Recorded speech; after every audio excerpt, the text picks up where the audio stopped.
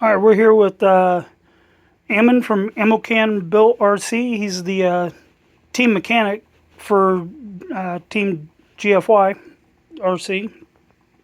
He's going to show us how to bind the GT5 to an FS-BS6 6-channel. This is the oval car that I use for my racing. Lately you've been seeing the Mustang body on it.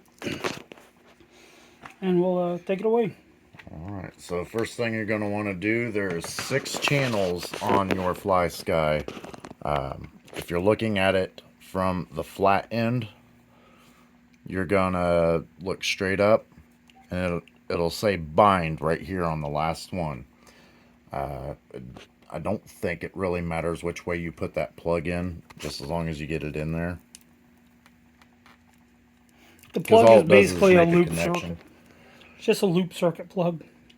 From there, what you're going to do is you're going to hold down your bind button and turn your controller on. Make sure you have it on the model that you're wanting to program it to first. Otherwise, you're going to unbind another one. And then from there, you're just going to turn your ESC on. And I like to give it a quick touch to make sure that it still works. Okay, we're good.